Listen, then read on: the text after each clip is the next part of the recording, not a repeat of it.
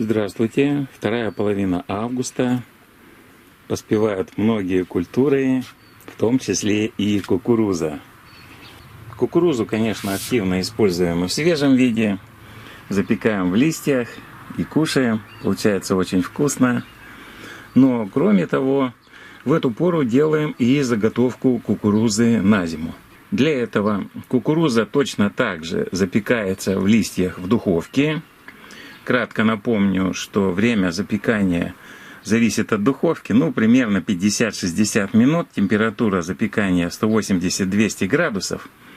И после этого нужно дать кукурузе остыть и извлечь уже зернышки из початков. Вот початки оставшиеся. Дело это не хитрое. Здесь есть некоторые тонкости. Зрители канала обращались, что, дескать, у них кукуруза плохо отделяется и зернышки мнутся. Что сделать, чтобы этого не происходило? Во-первых, нужно кукурузу собирать и заготавливать для заморозки, когда она уже достаточно поспела. Это, конечно, молочно-восковая спелость, но все-таки зернышки уже достаточно твердые, не совсем белесые, как бывает при молочной спелости. В этом случае они отделяются лучше. Второе. После того, как кукуруза запечена в духовке, с початков снимаю листочки и даю ей некоторое время, когда она остывает, еще и немного подсохнуть, поскольку, конечно, зернышки очень влажные. Сколько это нужно подождать? Я не знаю. Вот вчера кукурузу запекали, сегодня утром начали извлекать.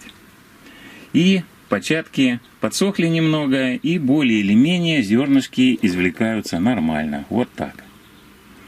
Здесь есть еще нюансы по поводу выбора сорта. Некоторые сорта действительно имеют зерна настолько нежные, что их плохо извлекать.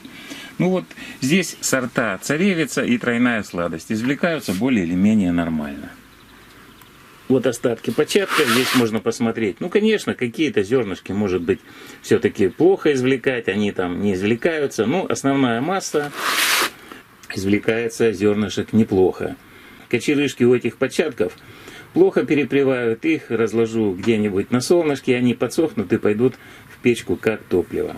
Сгорают они неплохо.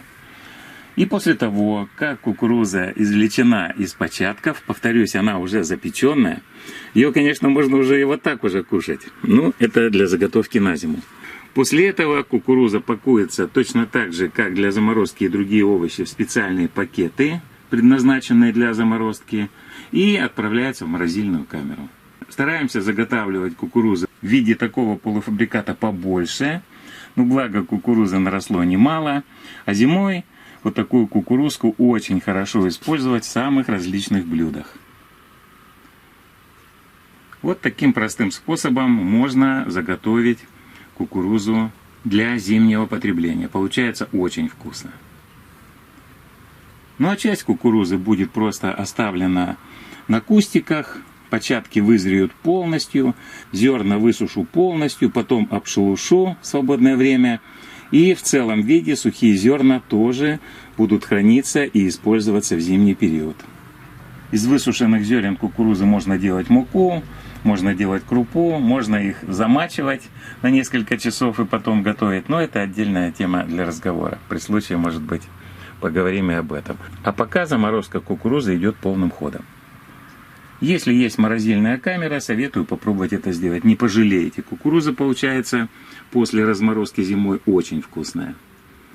Всем приятного аппетита, всего самого доброго. До свидания.